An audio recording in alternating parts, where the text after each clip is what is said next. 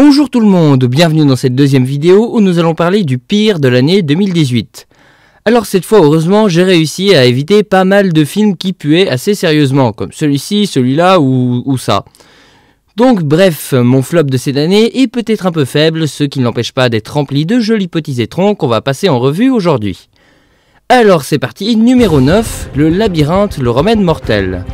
Alors on commence léger, ce film est plus médiocre que mauvais, en vrai ça se laisse regarder mais bon, ça reste pas terrible. J'ai fait une vidéo à l'époque, donc allez la voir si vous voulez plus de détails sur ce que j'ai pensé du film, mais sinon je n'ai jamais vraiment aimé la saga Labyrinthe, j'ai jamais vraiment compris l'intérêt de cette histoire, de toute façon le troisième film l'emmène pas très loin, j'ai jamais aimé les personnages, non plus que je les trouvais superficiels en plus d'être mal joués. Je vais m'arrêter là, une conclusion bien médiocre pour une saga pas foufou à la base. Numéro 8, The Predator de Shane Black. La seule raison qui fait que ce film n'est pas plus haut dans le classement, c'est qu'en vrai, regarder quelqu'un foncer contre un mur en gueulant qu'il fonce contre un mur, c'est quand même rigolo. The Predator est un giga plantage, j'ai pas pu m'empêcher de penser que c'était fait exprès. Le film a l'air d'avoir été torpillé par Shane Black en personne suite à des producteurs trop inquisiteurs envers son travail. Parce que les gags de gros lourds, les chiens avec des dreads et l'armure Predator à la fin, spoil, faut vraiment l'avoir fait exprès. Mais ce qui me fait vraiment dire ça, c'est surtout que ces mauvais points sont greffés sur des très bonnes scènes, comme l'introduction ou la chasse dans la jungle à la fin. Un beau torpillage comme on aime. Numéro 7, Hôtel Transylvanie 3, des vacances monstrueuses. Bon attention, ça va aller assez vite, c'est chiant, c'est long, c'est gamin, voilà. Numéro 6, un raccourci dans le temps. Ça m'apprendra à me fier une belle bande-annonce. Parce qu'en vrai la bande-annonce était vraiment cool.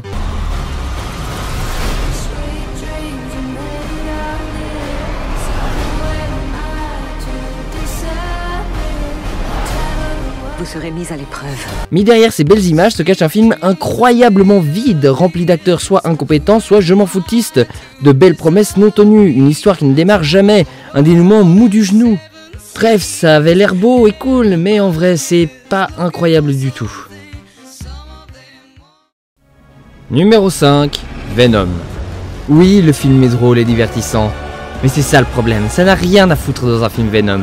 Venom est sombre et brutal, et surtout c'est la part sombre de Spider-Man, et donc en faire un film sans Spider-Man, ça part déjà mal. Et ce qui m'énerve vraiment, c'est qu'ils avaient le matériel pour faire une adaptation de comics sombre et violent, qui explore la psychologie d'un méchant, mais non, divertissement grand public où Venom va sauver le monde. Déprimant. Numéro 4, Pacific Rim Uprising.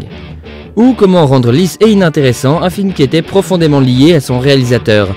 Guillermo del Toro a fait un film d'action à l'aspect unique, qui lui correspondait en tout point, et cette suite est totalement passée à côté sans même essayer de comprendre son prédécesseur. Numéro 3, Downsizing. Les gars avaient une bonne idée, réduire des gens pour combattre la surpopulation, c'était assez drôle comme idée de base. Par contre, ils savaient absolument pas quoi faire avec. Une comédie, un drame, un commentaire social, un film catastrophe? Pas dans le doute, on fait tout en même temps. Et du coup on se retrouve avec un patchwork indigeste qui ne sait jamais où aller, ne démarre jamais vraiment, et c'est pas faute d'avoir de bons acteurs, parce qu'il y a quand même Christophe Waltz. Numéro 2, Taxi 5. J'ai pas envie de me répéter, j'ai sorti une critique sur le film, allez la voir si le cœur vous en dit, mais globalement, la comédie française a son niveau le plus bas. Des gags de gros beaufs, dont un film sexiste et discriminant qui préfère piocher dans d'autres films plutôt que d'avoir des idées. Bref, c'est pas bien, vraiment pas bien. Et enfin, le pire film de l'année est Mandy. Quand je l'ai vu, à un moment situé à peu près au milieu du film, je me suis dit, est-ce que je regarde vraiment un film? Et la réponse est non, parce que faire de belles images, c'est très bien, hein, mais faire un film derrière, c'est encore mieux. Écrire une histoire, par exemple, ce serait pas mal pour articuler le film. Ou écrire des personnages, ce serait pas mal non plus, au lieu de se dire que ça va juste passer avec Nicolas Cage qui fait des grimaces. Il n'y a tout bonnement rien dans Mandy, ni histoire, ni personnage, rien n'a de sens, ni de cohérence. C'est juste un gloubi-boulga informe d'idées à la con que des personnes sous influence de drogue ont juste mis. Et juste non. Voilà, on en a fini avec 2018, je vous retrouve bientôt dans une troisième vidéo pour parler de l'année à venir.